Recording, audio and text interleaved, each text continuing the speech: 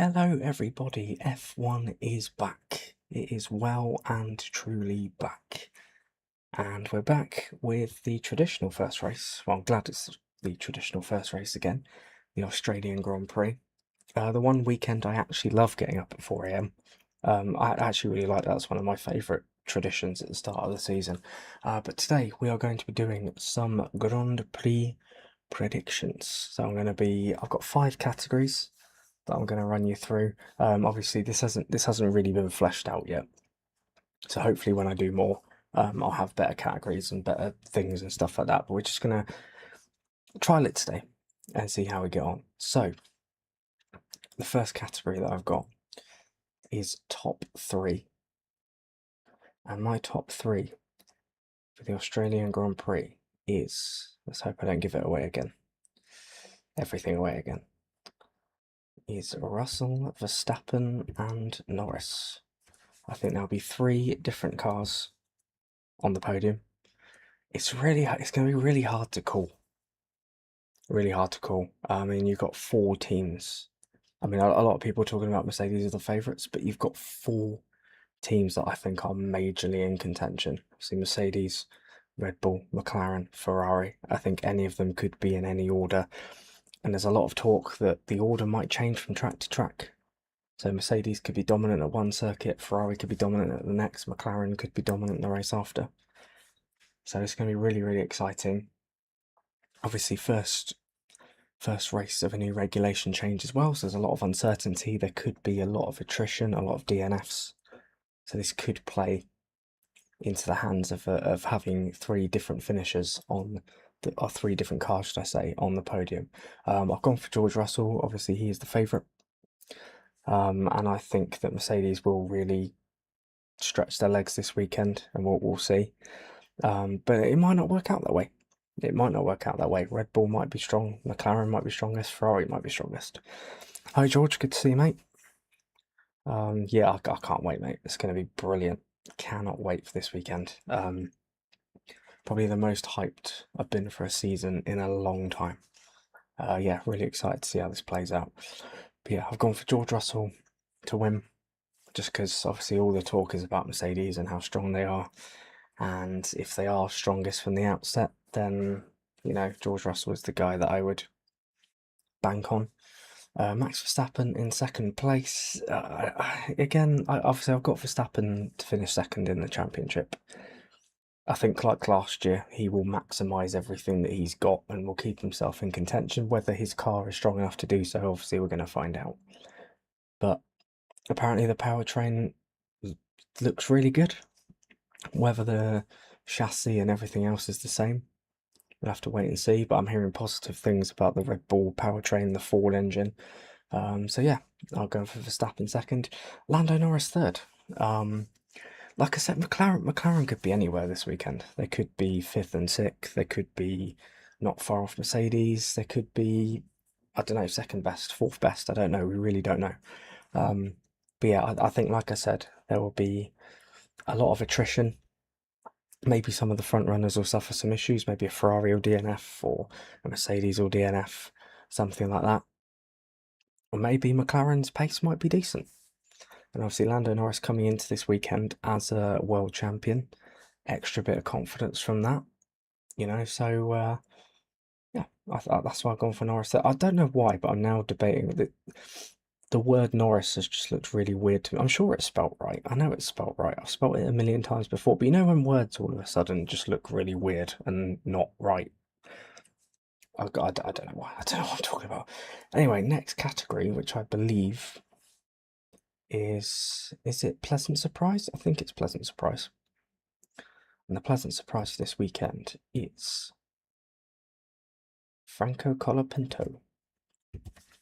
Now I think, and I've said this a couple of times before, I think that, how do I say this? I think I've said that 0 points doesn't really tell the tale of Colapinto's season last year. I think he's been written off unfairly by a lot of people. His pace relative to Gasly wasn't that terrible last year. There were a lot of times where he was on the pace with Gasly and beat him in quite a few races. I think Austin being the main example. but I don't think Colapinto's points tally tells the full picture. I think if the Alpine is as decent as people think it is, then I expect Colapinto to be comfortably in the midfield in and around the points every single race. I don't expect him to finish in the points every race, but I certainly expect him to be in contention. And I think this weekend he could surprise quite a lot of people and, potentially finish in the top 10, if not higher. Alpine are highly rumoured to be the best of the rest, to have the fifth best car behind the big four teams. So, yeah, if that is the case and Colapinto gets to grips with these new regs quite quickly, we could be seeing Franco Colapinto in the points, which would be great. Right, next one is, I can't remember what the next one is. I actually can't remember. I only did this about half an hour ago. It is, what is it? Oh yeah, I know what it is. Bold prediction. And my bold prediction is, and I've changed it a couple of times, but this is the one that I've gone for. My bold prediction is at least 7 teams will score points. Oh, I've done the sticky keys thing again. Sure. Sorry. Yeah, at least 7 teams will score points this weekend. And the reason that I've done this, and I don't know whether that's high. I mean, I think 6 teams scoring points every weekend is about average. Taking in a couple of DNFs and teams being out of place and all this stuff. But I think a lot of people seem to have Mercedes, McLaren, Ferrari, and Red Bull locked in. So assuming they all would comfortably finish in the top 8, you would think. However, with this being the first race under a new regulation change, with teams finding out new things, with gremlins and other problems occurring, I imagine there will be quite a high attrition rate, and we'll see probably quite a lot of retirements. So, using that logic, with at least a few DNFs, I reckon, then it will give an opportunity for some of the other teams who might not normally get a sniff of scoring points, but they might nick a couple. Alpine might nick a few points. Haas might take a few points. Racing Bulls might pick up a point. Who's the other midfield team? Even Audi might nick a point. You don't know. Williams. Notice how I haven't mentioned Aston Martin or Cadillac. But hey, you never know. We might get a crazy race like we got last year and Sergio Perez finishes 9th or something. I don't know. But yeah, I'm going to go for at least 7 teams to score points this weekend because I think, like I said, I think there will be quite a lot of retirements, I think. But we'll see. We'll see. It might be bulletproof every team. Well, Aston Martin won't finish. We know that already. Unless Fernando Alonso wants permanent nerve damage in his hands, which I don't think he does, especially at his age. Well, it's bad at any age, really, isn't it? But yeah, I will go 7 teams to score points. And yeah, you imagine Mercedes, McLaren, Ferrari, and Red Bull will all score, regardless. Unless maybe Verstappen DNFs and Hadjar struggles. I don't know. But we'll see. Right, next one, which is biggest winners. And the biggest winners that I've gone for this weekend are Mercedes, which might be quite an obvious one. But I think Mercedes will have a very strong weekend. Obviously, I picked George Russell to win. I know I haven't put Kimi Antonelli in the top 3, but if that Mercedes is brilliant, then there is a chance that Mercedes could have a 1-2, and Antonelli could be in that second position. But I think, obviously, we really don't know what the order is, so that's why I've kind of varied it out a bit. But I think Mercedes will come away from this weekend really positively. They are the favourites, and I think there's a lot of reasons to back that up from what we've seen in terms of mileage, in terms of reliability, in terms of the lack of issues that they've suffered so far, and obviously the pace that they've shown as well, even though they haven't shown their true hand yet. But I think Mercedes will come away from this weekend in the best frame of mind. Whether they take that into the next race or maybe someone else will have the advantage in round 2, we don't know.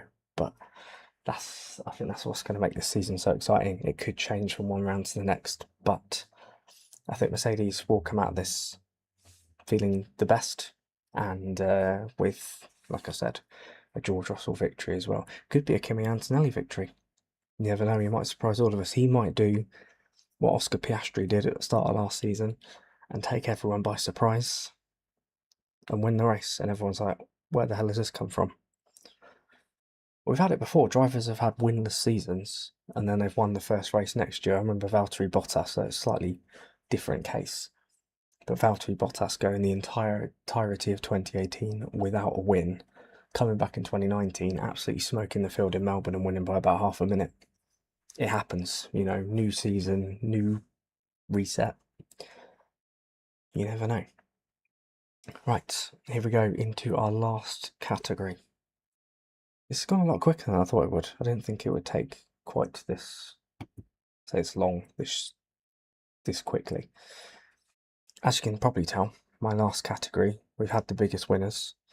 We're now going to move on to the biggest losers. And again, I don't think it's going to be a big shock when I reveal this. Anyone, unless they've been living under a rock for the last few weeks. But the biggest losers from this Grand Prix will be Aston Martin. For many, many well-documented reasons. Obviously the car is in a very unhealthy place right now. They're really struggling to integrate the Honda engine with the design philosophy. Alonso's come out and said that he can't complete more than 25 laps, otherwise he's going to have permanent nerve damage in his hands. Stroll reckons he can do about 15 laps. Everything coming out of Aston Martin is very, very negative at the moment. They're going to be majorly on the back foot coming into this season. Whether they can get that right at some point over the season, I imagine they will improve as the season goes on. But obviously they're coming into this weekend in a horrendous shape, and there's no positives to take at the moment. There's doubts whether they'll even start the race, or whether they'll even get past qualifying, whether they'll even get past practice. So yeah, Aston Martin are looking in a very worrying state right now. And I can only really see them. I mean, obviously, I imagine Cadillac are going to be slow, might be at the back, but it's their first race. You can't really say they're going to be the biggest losers if they finish last, because at the end of the day, it's their first race. They're learning how the sport works, and they've got two very experienced drivers to help them, shape their future, I guess. I don't really know what I'm talking about. But yeah, I think Aston Martin are going to have a very painful weekend. It might be literal pain for Alonso and Stroll if they're having to work their hands quite a lot on the steering wheel. But yeah, it's very, very worrying signs coming out of Aston Martin. It's the fact that they can't even operate their car over a full race distance. We're coming to the first race. It's very, very worrying. You hope that they're going to get on top of that quickly, but they might not. We might get to the next race in China. I'm sure it's China's round 2, and they might have the same problems there. We really don't know. But yeah, definitely very, very worrying times for Aston Martin, and it could be a very painful season. But yeah, there we go. Those are my predictions. I know this was a little bit short. This was we got through this a lot quicker than I suspected. But yeah, I put Russell, Verstappen, Norris as the top 3. I imagine the Ferraris are going to be in and around there. It might be Leclerc and Hamilton 4th and 5th. It might be Piastri 4th. It might be completely wrong, and we get an Antonelli win with Hamilton finishing 2nd and Piastri finishing 3rd. You don't know. Or this could be the start of Alpine dominance and Gasly and Colin. No, let's not go that far. But yeah, there we go. Those are my predictions for this weekend. Let me know what your predictions are in the comments. But yeah, thank you very much for watching this. I really hope that you enjoyed it. If you did enjoy it, please consider leaving a like on there for me. If you're new around here and you like what you see, why not get subscribed so that you can be notified of future stuff like this one. Comment below any thoughts and suggestions that you may have. Take care of yourselves. Thanks once again. Thank you, George, for watching. I really hope that you enjoyed it, mate. And I'll catch you in the next one. Cheers once again. Enjoy the race. I'll probably be live over the weekend at some point. I'm not quite sure what I'll be doing yet, but I'll probably be streaming over the weekend. Something anyway. But yeah, thank you once again. take care of yourselves, enjoy your weekend, and enjoy the first race. Bye for now.